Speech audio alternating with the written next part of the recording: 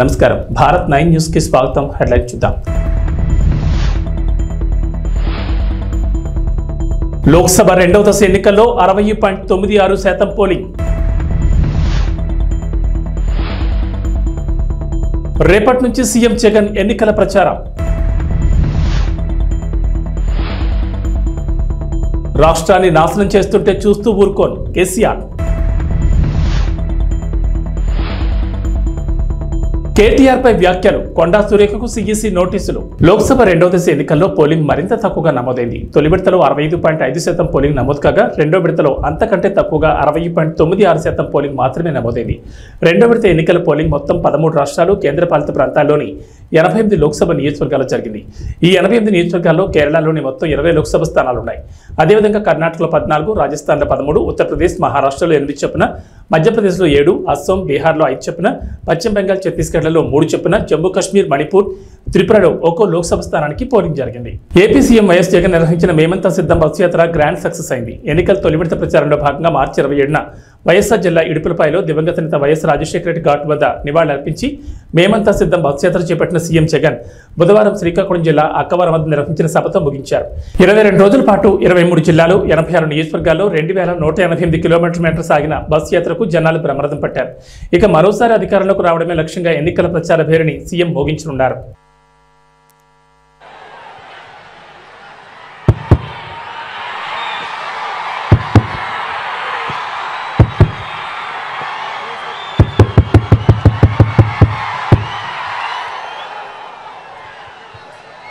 టెక్కలిలో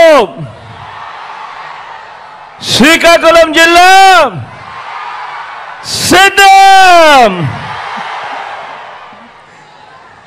ఈరోజు శ్రీకాకుళం జిల్లాలో కనిపిస్తా ఉన్న ఈ జన సముద్రాన్ని చూస్తా ఉంటే లక్షల మంది తమ ఇంటింటి అభివృద్ధిని కాపాడుకునేందుకు కదిలిన సికోలు సింహాలు ఈ విప్లవ గడ్డ మీద, ఆ పెత్తందారుల ముఠా మీద ఎగరవేస్తా ఉన్న విప్లవ బావుట కనిపిస్తా ఉంది ఇక్కడ ఈ రోజు ఈ సభలో. రాయలసీమ నుంచి ఉత్తరాంధ్ర వరకు అడుగడుగునా కూడా జన సముద్రం. వైఎస్ఆర్ జిల్లా నుంచి శ్రీకాకుళం వరకు దారి పొడుగునా కూడా జన సునామీ చూస్తా ఉంటే 25 పార్లమెంట్లకు 25 పార్లమెంట్లు, 175 అసెంబ్లీ స్థానాలకు 175 అసెంబ్లీ స్థానాలు,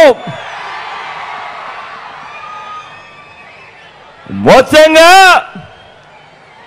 డబుల్ సెంచరీ కొట్టేందుకు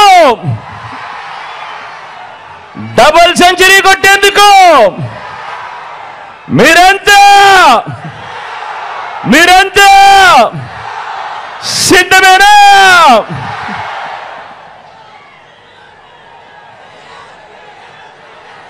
ఇంటింటి భవిష్యత్తును పథకాల కొనసాగింపును నిర్ణయించే ఎన్నికలు మరో 18 రోజుల్లో జరగబోతా ఉన్నాయి. ఈ ఎన్నికలు కేవలం ఎమ్మెల్యేలను, కేవలం ఎంపీలను ఎన్నుకునేందుకు జరిగే ఎన్నికలు మాత్రమే కావు. ఈ ఎన్నికలు ఈ 58 నెలల కాలంలో బలమైన పునాదులతో పేదల కోసం తీసుకువచ్చిన అనేక సంస్కరణలు, అనేక పథకాలు, ఇవన్నీ కూడా కొనసాగాల లేదా వద్దా అన్నది నిర్ణయించే ఎన్నికలు ఈ జరగబోతా ఉన్న ఈ కురుక్షేత్రం. జగన్కు ఓటు వేస్తేనే పథకాలన్నీ కూడా కొనసాగుతాయి. ప్రాణాలకు తెగించి వచ్చినా పర్వాలేదనుకుని ఆమరణ నిరాహార దీక్షతో తెలంగాణ కోసం పోరాడా. కష్టపడి తెచ్చుకున్న తెలంగాణను నా కళ్ళ ముందే నాశనం చేస్తుంటే చూస్తూ ఊరుకోను. యుద్ధం చేసేందుకు మీరు నాకు బలం ఇవ్వాలి అని బీఆర్ఎస్ అధినేత మాజీ ముఖ్యమంత్రి కల్వకుంట్ల చంద్రశేఖరరావు విజ్ఞప్తి చేశారు. దేశాన్ని 10 ఏళ్లుగా పాలించిన బీజేపీ పేదలకు ఏం చేసిందని ప్రశ్నించారు. అచ్చే దిన్ వచ్చిందా, సచ్చే దిన్ వచ్చిందా అని మండిపడ్డారు. బీఆర్ఎస్ బస్ యాత్రలో భాగంగా శుక్రవారం 3వ రోజు మహబూబ్నగర్ పట్టణంలో కేసీఆర్ రోడ్ షో నిర్వహించారు. క్లాక్ టవర్ సెంటర్లో జరిగిన కార్నర్ మీటింగ్లో ప్రజలను ఉద్దేశించి ప్రసంగించారు. ముఖ్యమంత్రి మంత్రులు ఎవరు పోలే, ఆ మానేనికి ఒక దండ పెట్టలే, గేట్లు తాళం వేసినారు. వేరే రాష్ట్రాల నుంచి కూడా ప్రజలు వచ్చి ఇదేం దిక్కుమాలిన ప్రభుత్వం తిట్టుకుంటూ పోయినారు. దయచేసి మీరు ఆలోచన చేయాలి. ఇవన్నీ కూడా అడ్డగోలు మాటలు, నిందలు, అనవసరమైనటువంటి కథలు చెప్తున్నారు తప్ప వీళ్ళు న్యాయం చేసే పరిస్థితులు లేరు. మరి ఇప్పుడు ఏం జరగాలి? న్యాయం జరగాలి. న్యాయం జరగాలంటే ఇలా ప్రజల కాంగ్రెస్ పంచాయతీ పడ్డది. ప్రజల పక్షాన గట్టిగా కొట్టాడేటటువంటి పంచాయతీ పెద్ద కావాలి.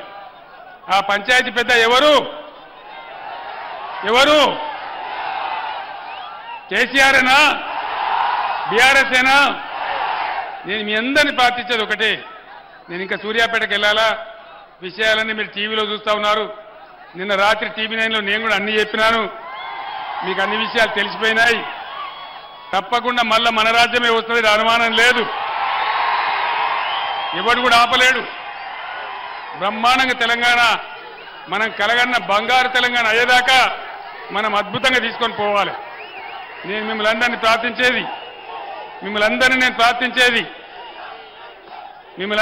ప్రార్థించేది పార్లమెంట్ ఎన్నికలలో బీఆర్ఎస్కు బలమిస్తే అది తెలంగాణ ప్రజల బలమైతుంది, తెలంగాణ ప్రజల శక్తి అవుతుంది. మీ తరఫున ఈ ప్రభుత్వం మెడలు వంచగలుగుతాం, అన్ని విధాలుగా సాధించగలుగుతాం. ఇవాళ మీరు చూపించినటువంటి ఈ స్వాగతం, ఈ ప్రేమ నా జన్మలో కూడా నేను మర్చిపోను. ఇంత అద్భుతంగా మీరు ఏర్పాటు చేసినట్టు చాలా సంతోషం. కానీ మే 13వ తేదీ వరకు ఇదే ఉత్సాహాన్ని కొనసాగించి పార్లమెంటులో కృష్ణారెడ్డి గారికి ఓటేసి, కారు గుర్తుకు ఓటేసి మీరు గెలిపించాలి. ఇవాళ 10-12 ఎంపీలు మనం గెలిస్తే తెలంగాణలో భూమి ఆకాశం ఒకటి చేసేంత పోరాటం చేస్తాను నేను మనవి చేస్తా ఉన్నాను. మీరిచ్చే బలంతోనే కేసీఆర్ కానీ బీఆర్ఎస్ కానీ పోరాటం చేయగలుగుతారు, మీకు న్యాయం చేయగలుగుతారు, హామీలు అమలు చేయించగలుగుతారు, ఈ కాంగ్రెస్ ప్రభుత్వం మెడలు వంచగలుగుతారు, రైతులకు న్యాయం జరుగుతుంది, కరెంటు చక్కగా వస్తుంది. కాబట్టి దయచేసి ఈ ఎన్నికల్లో బీఆర్ఎస్ అభ్యర్థి కృష్ణారెడ్డి గారి కారు గుర్తుకు ఓటేసి గెలిపించాలని మీ అందరినీ కూడా కోరుతూ నేను సూర్యాపేటకు బయలుదేరుతా ఉన్నా. జై తెలంగాణ, జై తెలంగాణ, జై తెలంగాణ. కారు గుర్తుకే, జై తెలంగాణ. మంత్రి కొండా సురేఖపై కేంద్ర ఎన్నికల సంఘం ఆగ్రహం వ్యక్తం చేసింది. బీఆర్ఎస్ వర్కింగ్ ప్రెసిడెంట్ కేటీఆర్ పై ఇటీవల చేసిన అనుచిత వ్యాఖ్యల నేపథ్యంలో ఆమెను ఈసీ హెచ్చరించింది. ఎన్నికల వేళ జాగ్రత్తగా మాట్లాడాలని సూచించింది. ఆరోపణ చేసే సమయంలో బాధ్యతగా వ్యవహరించాలని, స్టార్ క్యాంపెయినర్గా మంత్రిగా మరింత బాధ్యతగా ఉండాలని హితో పలికింది. కాగా ఈ నెల 1వ తేదీన వరంగల్లో జరిగిన ఎన్నికల ప్రచారంలో కేటీఆర్ పై మంత్రి కొండా సురేఖ విమర్శలు గుప్పించారు. ఫోన్ ట్యాపింగ్ వ్యవహారంలో కేటీఆర్ పై తీవ్ర ఆరోపణలు చేశారు. ఫోన్ ట్యాపింగ్ తో ఎంతో మంది హీరోయిన్లను బ్లాక్మెయిల్ చేశారని, అధికారాన్ని బదిలీ చేశారని, అనేక మందిని ఉద్యోగాలు కోల్పోయి జైలుకు వెళ్లేలా చేశారని ఆరోపించారు. ఈ వ్యాఖ్యలపై బీఆర్ఎస్ అభ్యంతరం వ్యక్తం చేస్తూ ఎన్నికల సంఘం దృష్టికి తీసుకెళ్లింది. బీఆర్ఎస్ నేత దాసు శ్రవణ్ ఈసీకి ఫిర్యాదు చేసిన క్రమంలో నేడు మంత్రి వ్యాఖ్యలు తప్పుపట్టింది ఎన్నికల సంఘం. అధికారంలో ఉన్న మాకు తెలుసు, మరి ప్రజల సొమ్మునంతా దుర్వినియోగం చేసి ఈ రోజు మీరు కోట్లు దండుకొని ఒక పక్క నీ బిడ్డ లిక్కర్ స్కామ్ లో మరి 100 కోట్ల కోసం జైల్లోకి పోయింది, నీ కొడుకేమో ఫోన్ ట్యాపింగ్ చేసుకుంటూ ఈ రోజు ఎంతో మంది హీరోయిన్లు అటువంటి వాళ్ళని కూడా బ్లాక్ మెయిల్ చేసి కొంతమంది అధికారులను ఈరోజు బలి చేసి వాళ్ళ ఉద్యోగాలు పోయి జైళ్లలోకి పోయేటువంటి పరిస్థితి తీసుకొచ్చిండు. మరొక పక్క కాళేశ్వరం మేడిగడ్డ గట్టి మరి మీరు మొత్తానికి కాళేశ్వరాన్ని మేడిగడ్డను కూడా ఈరోజు కూల్చాలా, ఏం చేయాలో తెలియనటువంటి పరిస్థితుల్లో మీరు వదిలిపెట్టిపోవడం అనేది చాలా బాధాకరం. అధికారంలో ఉన్న మాకు తెలుసు, మరి ప్రజల సొమ్మునంతా దుర్వినియోగం చేసి నాకు ఎలాంటి ఇల్లీగల్ వ్యవహారాలతో నాకు సంబంధం లేదు. ఫోన్ ట్యాపింగ్ అని చెప్పి లీకు వీరుడు రేవంత్ రెడ్డి గారు పాపం డైరెక్ట్గా ప్రెస్ కాన్ఫరెన్స్ పెట్టే దమ్ము లేదు, డైరెక్ట్గా ఆధారాలు ప్రజల ముందు పెట్టే దమ్ము లేదు, ఏముందో విషయం ఎవరికి తెలియదు. పోలీస్ రిమాండ్లో ఉన్న వాళ్ళకి కూడా ఫోన్లకు వెళ్ళి మీకు లీకులు వస్తాయి. ఈయన లీకు వీరుడు. మరి లీకు వీరుడు ఏదో కష్టపడి నా క్యారెక్టర్ అసాసినేషన్ చేయాలనే ప్రయత్నంలో చాలా బలంగా ఉన్నాడు. ఎవరో హీరోయిన్లను నేను బెదిరించిన అంటది ఆ మంత్రి. ఆమెకు నెత్తుందా లేదా నాకు తెలియదు.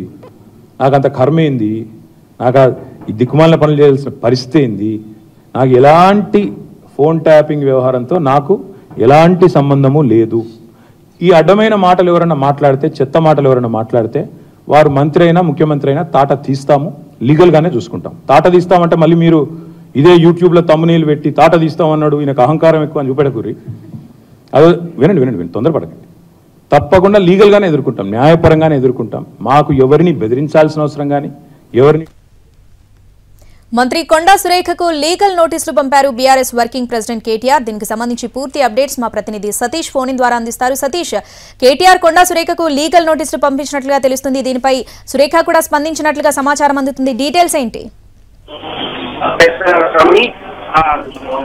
బీఆర్ వర్కింగ్ ప్రెసిడెంట్ కేటీఆర్ కొద్దిసేపటి క్రితమే లీగల్ నోటీసులు ఇచ్చారు. ఆయన మీద కామెంట్ చేస్తున్నటువంటి, ఆయన మీద ఆరోపణలు చేస్తున్నటువంటి వాళ్ళకి లీగల్ నోటీసులు ఇచ్చారు. దాంట్లో ముఖ్యంగా మంత్రి కొండా సురేఖకు తో పాటుగా ఎమ్మెల్యే ఎన్ఎం శ్రీనివాస్ రెడ్డితో పాటుగా మరి కొంతమంది నాయకులు, అంటే కాంగ్రెస్ నాయకులు, ఆయన మీద సిరిసిల్ల నుంచి పోటీ చేసినటువంటి కేకే మహేందర్ రెడ్డి కూడా నోటీసులు ఇచ్చారు. వీటితో పాటు కొన్ని ఛానల్స్ అంటే యూట్యూబ్ ఛానల్స్ కి, మీడియా సంస్థలకు కూడా లీగల్ నోటీసులు పంపించారు. ప్రధానంగా గత వారం రోజులుగా కేటీఆర్ మీద చేస్తున్నటువంటి ఆరోపణలు ఖచ్చితంగా ప్రూవ్ చేయాలి, లేకుంటే పరువు నష్టం దావా వేస్తానని చెప్తూ కూడా కేటీఆర్ హెచ్చరించారు.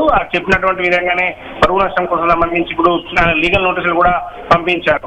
ట్యాపింగ్ వివరాలు ముఖ్యంగా ప్రధానంగా ప్రస్తుతం ఏదైతే ఇష్యూ కొనసాగుతుందో ఫోన్ ట్యాపింగ్ సంబంధించి ఆయన లేకున్నప్పటికీ కూడా ఆయనకు ఎలాంటి సంబంధం లేకున్నా తన పేరును ప్రస్తావిస్తున్నారు. అందుకోసమే నేను లీగల్ నోటీసులు ఇస్తున్నాను, అవాస్తవమైనటువంటి ఆరోపణలు చేస్తున్నా అని చెప్పి కూడా కేటీఆర్ చెప్తున్నారు. ఈరోజు ఉదయం తెలంగాణ భవన్ లో మీడియా సమావేశంలో కూడా మాట్లాడారు. దీనికి సంబంధించి లీగల్ నోటీసులు కూడా పంపిస్తాం అని చెప్పినటువంటి విధంగానే లీగల్ నోటీసులు పంపించారైతే ట్యాపింగ్ కు సంబంధించి ఏమాత్రం సంబంధం లేకపోయినా తన పేరుని కుట్రపూరితంగా ప్రస్తావిస్తున్నారని కేటీఆర్ చెప్తున్నారు. తన ప్రతిష్టకు భంగం కలిగించే విధంగా మాట్లాడుతున్న వీళ్ళందరిపైన కూడా న్యాయపరమైన చర్యలు తీసుకున్నట్టు కూడా ఆయన చెప్తున్నారు. వాళ్ళతో పాటుగా అంటే ఎలాంటి ఆధారాలు లేకుండా కేవలం పేరుని ప్రస్తావిస్తూ ఈ విధంగా ప్రచారం చేస్తున్నటువంటి దానికోసమే తాను లీగల్ నోటీసులు పంపిస్తానని కూడా చెప్పడం జరిగింది. ఈరోజు ఉదయం చెప్పినటువంటి విధంగానే నలుగురికి మంత్రి కొండా సురేఖతో పాటుగా ఎమ్మెల్యే ఎన్ఎం శ్రీనివాస్ రెడ్డి, అదేవిధంగా కేకే మహేందర్ రెడ్డి కాంగ్రెస్ పార్టీకి సంబంధించినటువంటి సిరిసిల్ల ఇన్ఛార్జిగా ఉన్నటువంటి కేకే మహేందర్ రెడ్డి కూడా యాసంగి ధాన్యం కొనుగోళ్లు 10 లక్షల టన్నులు మైలురాయిని దాటాయి. ఇందులో 50% పైగా కొనుగోళ్లు నిజామాబాద్, నల్గొండ, సూర్యాపేట జిల్లాలో జరిగాయి. ఏప్రిల్ 24 నాటికి 1.59 లక్షల మంది రైతుల నుంచి 10.51 లక్షల టన్నుల ధాన్యాన్ని కొనుగోలు చేసినట్లు పౌర సరఫరాల సంస్థ వర్గాల సమాచారం. రైతులకు 950.19 కోట్ల మొత్తాన్ని చెల్లించారు. 1360.27 కోట్లు చెల్లించాల్సి ఉంది. 23వ తేదీ వరకు 9.44 లక్షల టన్నుల ధాన్యం కొనుగోలు చేయగా 24న ఒక్కరోజే 1.07 లక్షల టన్నులు కొన్నారు. కొనుగోళ్లలో నిజామాబాద్ జిల్లా 2,57,167 టన్నులతో తొలి స్థానంలో ఉంది. ఆ తర్వాత 2,17,068 టన్నులతో నల్గొండ జిల్లా రెండో స్థానంలో ఉండగా 1,10,044 టన్నులతో సూర్యాపేట జిల్లా మూడో స్థానంలో ఉన్నాయి. గత ఏడాది ఏప్రిల్ 24వ తేదీ నాటికి కొనుగోలు చేసిన ధాన్యం 2.51 లక్షల టన్నులు. అప్పట్లో కొనుగోలు ఏప్రిల్ 13న ప్రారంభం కాగా ఈ ఏడాది అంతకంటే ముందు మార్చి 25 నుంచి మొదలయ్యాయి. ఆదిలాబాద్, ఆసిఫాబాద్, గద్వాల, వికారాబాద్ జిల్లాలో వరి సాగు ఆలస్యమైన పంట చేతికి రాక ఇంకా కొనుగోలు ప్రారంభం కాలేదని అధికారులు చెబుతున్నారు. దేశవ్యాప్తంగా ఎండలు మండిపోతున్నాయి. పలు రాష్ట్రాల్లో అధిక ఉష్ణోగ్రతలు నమోదవుతున్నాయి. తెలుగు రాష్ట్రాల్లోనూ ఎండలు మండిపోతున్నాయి. పగటి ఉష్ణోగ్రతలు 36 నుంచి 43 డిగ్రీల పైన నమోదవుతున్నాయి. పొద్దున్న 8 గంటలకే భానుడు తన ప్రతాపాన్ని చూపిస్తున్నాడు. ఈ నేపథ్యంలో మరో వారం రోజుల పాటు దేశంలోని పలు రాష్ట్రాల్లో ఇదే పరిస్థితి కొనసాగుతుందని భారత వాతావరణ శాఖ హెచ్చరికలు జారీ చేస్తుంది. వేసవి సెలవుల రద్దీని ఎదుర్కొనేందుకు దక్షిణ మధ్య రైల్వే ప్రత్యేక ఏర్పాట్లు చేస్తోంది. ఇప్పటికే రెగ్యులర్ మార్గాల్లో రద్దీకి అనుగుణంగా ప్రత్యేక కోచ్ల సంఖ్య పెంచుతోంది. వేసవి సెలవులతో పాటుగా ఎన్నికల కోసం సొంత ప్రాంతాలకు వచ్చే వారితో ఇప్పటికే మే 11, 12, 13 తేదీల్లో తెలుగు రాష్ట్రాల మధ్య నడిచే రైళ్లు దాదాపు ఫుల్ అయ్యాయి. ఇదే సమయంలో తెలుగు రాష్ట్రాల్లో కనిపిస్తున్న డిమాండ్ మేరకు వారాంతపు రైళ్లను నడపాలని దక్షిణ మధ్య రైల్వే నిర్ణయించింది. ఈసారి వేసవి సెలవుల వేళ రైళ్లలో రద్దీ ఎక్కువగా ఉంటుంది. ఇప్పటికే కనిపిస్తున్న వెయిటింగ్ లిస్టుల ఆధారంగా వారాంతంలో ప్రత్యేక రైలు నడపాలని నిర్ణయించింది. ప్రత్యేక రైళ్ల వివరాలను అధికారులు వెల్లడించారు. 072334 నెంబర్ గల రైలు ఈ నెల 28 నుంచి జూన్ 30 తేదీ వరకు ప్రతి ఆదివారం సికింద్రాబాద్ నుంచి సంతర్గచ్చి వరకు నడుస్తుందని అధికారులు తెలిపారు. తెలంగాణ మహారాష్ట్ర సరిహద్దుల్లోని గడ్చిరోలి జిల్లా ప్రాణహిత తీరం ఆవల ఏనుగుల మంద సంచరిస్తుందన్న సమాచారంతో తెలంగాణ రాష్ట్ర అటవీ శాఖ అప్రమత్తమైంది. ప్రాణహిత దాటి ఏ క్షణమైన ఏనుగుల మంద కొమరంభీం జిల్లాలోకి ఎంట్రీ ఇచ్చే అవకాశాలున్నాయన్న సమాచారంతో అలర్ట్ అయింది. గుంపు నుండి తప్పిపోయి కాగజ్నగర్ కారిడార్ అడవుల్లో సంచరించి 2 రైతులను పొట్టన పెట్టుకున్న ఏనుగు తిరిగి గుంపుగా వచ్చే ప్రమాదం ఉందన్న సమాచారంతో రక్షణ చర్యలకు రెడీ అయింది. జిల్లా అడవుల్లోకి ఏనుగుల మంద వస్తే ఆ సంక్షోభాన్ని ఎలా ఎదుర్కోవాలన్న అంశంపై మేడ్చల్ మల్కాజ్గిరి జిల్లా దోలపల్లి అటవీ అకాడమీలో ప్రత్యేకంగా అటవీశాఖ వర్క్షాప్ నిర్వహించింది. రాష్ట్రంలోని అన్ని జిల్లాల అటవీ ముఖ్యాధికారులు పాల్గొన్న ఈ సమావేశంలో అటవీశాఖ సంరక్షణ ప్రధానాధికారి ఏసీసీఎఫ్ ఆర్ఎం డొబ్రియాల్ సిబ్బందికి అధికారులకు పలు సూచనలు సలహాలు చేసినట్లు సమాచారం. ఎన్నికల్లో ఓటు వేయడం ద్వారా వైకాపా అరాచక పాలనకు చరమగీతం పాడాలి. ప్రజల సంక్షేమం అభివృద్ధి లక్ష్యంగా పనిచేసే ఎన్డీఏ కూటమి అభ్యర్థులను గెలిపించేందుకు ప్రతి కార్యకర్తగా సైనికుడిగా కాదు సైన్యంలా పోరాడాలని సినీ నటుడు హిందూపురం ఎమ్మెల్యే నందమూరి బాలకృష్ణ కోరారు. కందుకూరు నియోజకవర్గం గుడ్లూరు నెల్లూరు నగరంలో నిర్వహించిన స్వర్ణాంధ్ర సాకార యాత్రలో ఆయన మాట్లాడారు. గడిచిన 5 ఏళ్లలో రాష్ట్రంలో దోపిడీ, దౌర్జన్యాలు, అక్రమాలు, అరాచకాలతో ప్రజలను భయభ్రాంతులకు గురిచేశారు. వాటిని ప్రశ్నించిన వారిపై కేసులు పెట్టి వేధించారు. మరోసారి జగన్ అధికారంలోకి వస్తే సామాన్యులు జీవించడం కష్టమేనని బాలకృష్ణ హెచ్చరించారు. టీడీపీ సూపర్ 6ను వివరించారు. రాళ్లపాడు జలాశయాన్ని పట్టించుకొని చిన్ననాటరిపిలో ఉద్యాన కళాశాలకు భవనాలు నిర్మించలేని అసమర్థ ప్రభుత్వాన్ని విమర్శించారు. రాత్రికి నెల్లూరులోని టీడీపీ రాష్ట్ర ప్రధాన కార్యదర్శి శ్రీనివాసరెడ్డి ఇంట్లో బాలకృష్ణ బస చేస్తారు. అందరికీ నమస్కారం. నెల్లూరు ప్రవాసులందరికీ నా హృదయపూర్వక నమస్కారాలు. అది ఎక్కడి నుంచి మొదలు పెట్టాలి? నెల్లూరు పట్టణం ప్రవేశించిన దగ్గర నుంచి కూడా ముందు పిల్లలు, చెట్టు తమ్ముళ్ళు జెండాలు పట్టుకుని ఊపుతూ, అలాగే తర్వాత ఆడపడుచులు హారతులు ఇస్తూ, మన 3 పార్టీలు తెలుగుదేశం, అటు జనసేన, ఇటు బీజేపీ పార్టీల కార్యకర్తలు వాళ్ళ ఉరుకులెత్తుతున్న ఉత్సాహం, అభిమానం, చూపిస్తున్న అభిమానం, అలాగే ఈ యొక్క మన ప్రజాస్వామ్య పరిరక్షణ కోసం బద్ధ కంకణులైన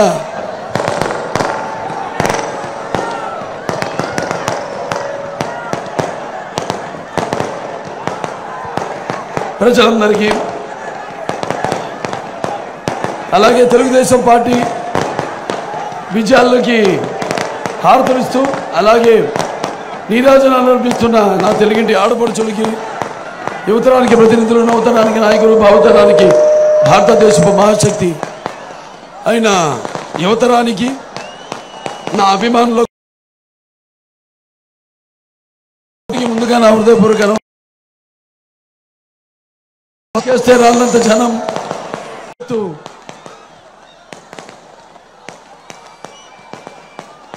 అలాగే మన పసుపు ఆత్మవిశ్వాసానికి నిజమైన సంతకం. అలా మొత్తం ఇవాళ కనిపిస్తుంది మీ అందరిలో. అలాగే నా ముస్లిం పెద్దలకు, అలాగే ముస్లిం సోదర సోదరిమణులందరికీ, ముత్తవల్లీలకు, ఇమాంలకు, మౌజన్లకు అందరికీ కూడా నేను నా అస్సలాము అలైకుం వ రహమతుల్లాహి వ బరకాతుహు.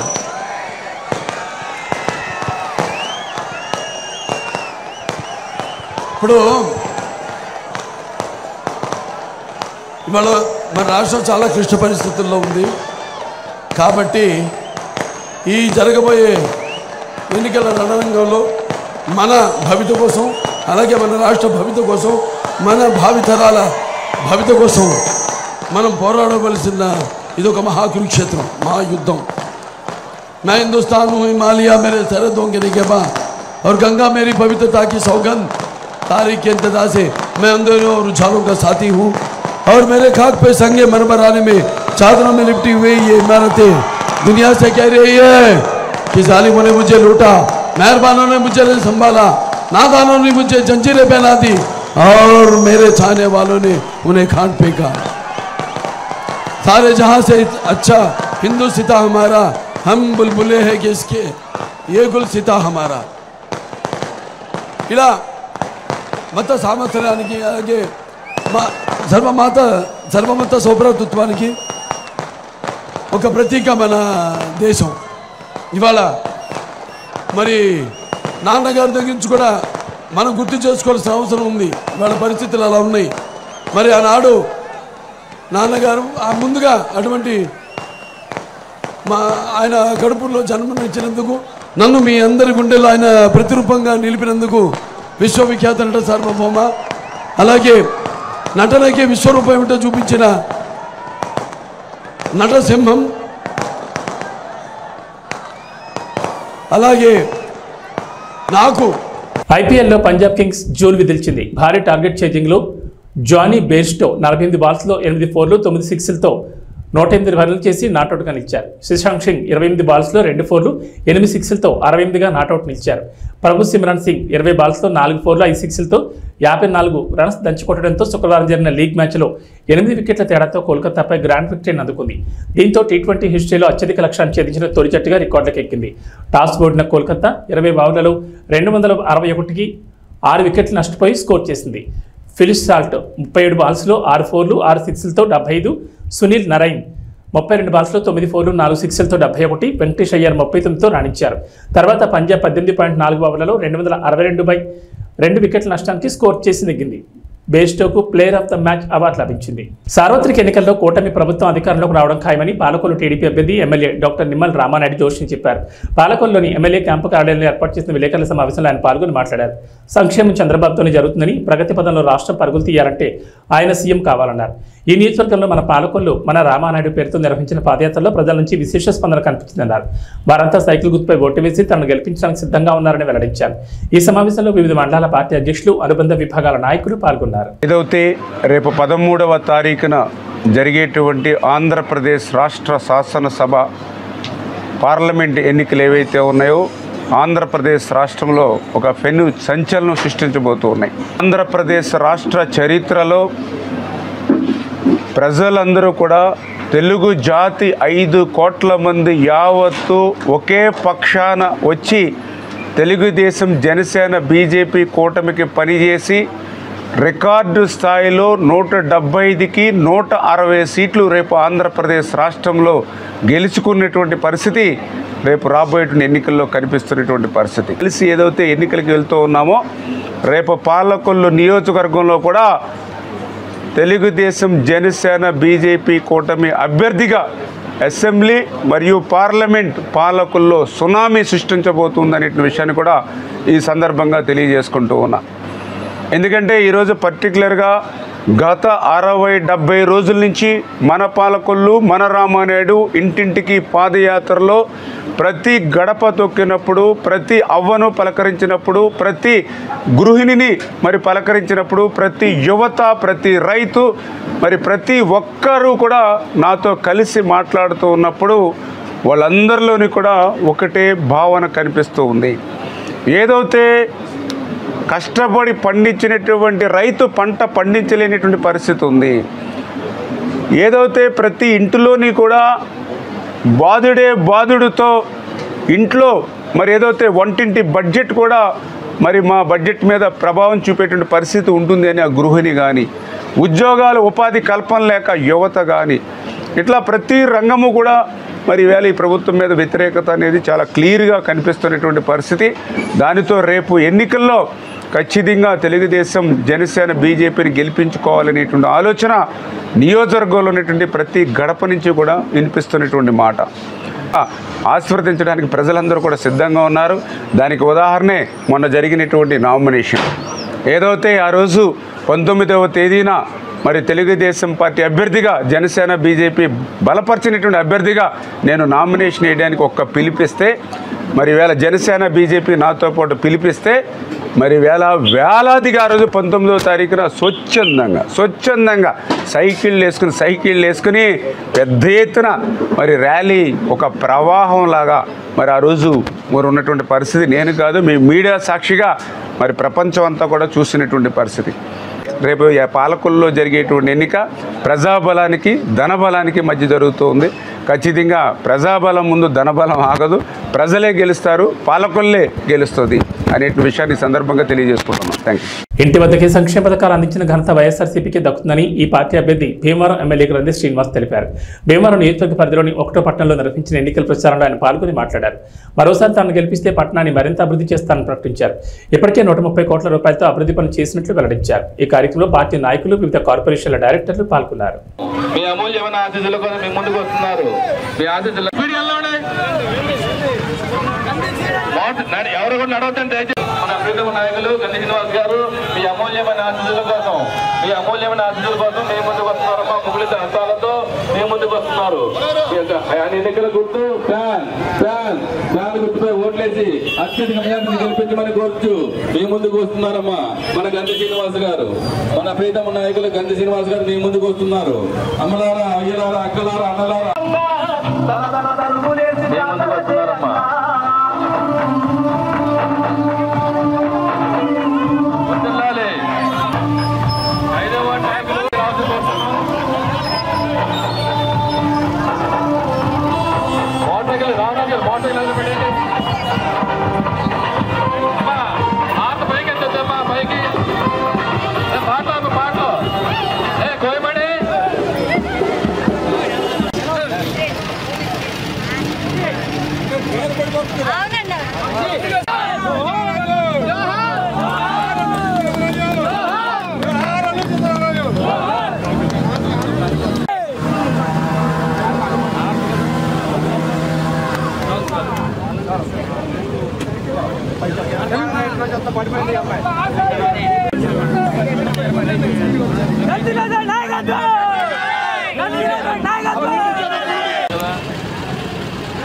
దయచేసి మోటార్ సైకిల్ రేస్ చేయడం కానీ హార్న్లు కొట్టడం వెళ్ళాలండి. ముందుకెళ్ళాలి, అందరూ రావాలండి. ఎవరు రాకూడదు దయచేసి. అయిపో జనసేన పార్టీ విజయంతోనే రాష్ట్రానికి మంచి భవిష్యత్తు ఉంటుందని ఈ పార్టీ అభ్యర్థి మాజీ ఎమ్మెల్యే పులపర్తి రామాంజనేయులు తెలిపారు. భీమవరం నియోజకవర్గ పరిధిలోని తీర ప్రాంత గ్రామాల్లో శుక్రవారం నిర్వహించిన ఎన్నికల ప్రచారంలో ఆయన పాల్గొని మాట్లాడారు. కూటమి ప్రభుత్వం అధికారంలోకి రాగానే నిరుద్యోగ యువతకు ఉపాధి అవకాశాలు కల్పిస్తామన్నారు. గాజు గ్లాస్తో పాటు కమలంపూపై ఓటు వేసి తనను నరసాపురం పార్లమెంట్ అభ్యర్థి భూపతిర శ్రీనివాస్ వర్మను గెలిపించాలని కోరారు. ఈ కార్యక్రమంలో టీడీపీ, జనసేన, భాజపా ప్రతినిధులు పాల్గొన్నారు.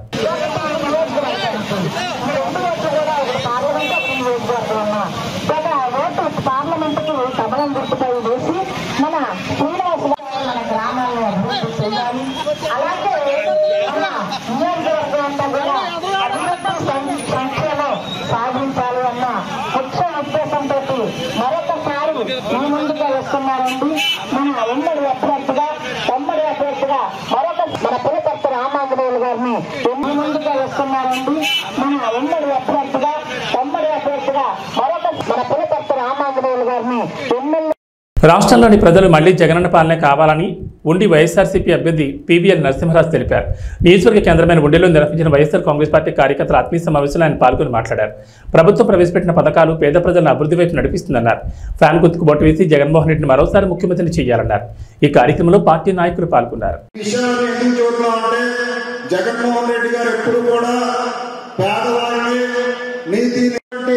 కొన్ని కార్యక్రమాలు కరోనా కష్టకాలంలో ఎవరికాళ్ళు వ్యాపారాలు చేసుకున్నారు. కానీ ఆయన సొంత రూపాయలు ఆయన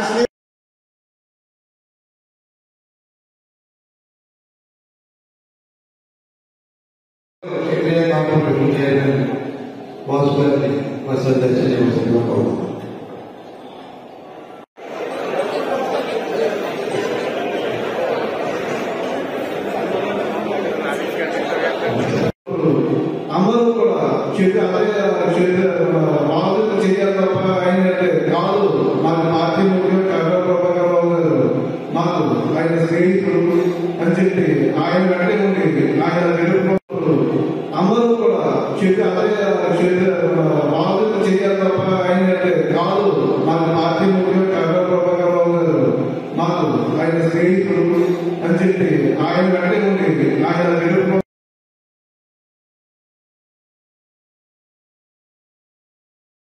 ఉన్నటువంటి ఈ పార్టీలో ఖచ్చితంగా రేపు జగన్మోహన్ రెడ్డి గారు సీఎం అవ్వాలి.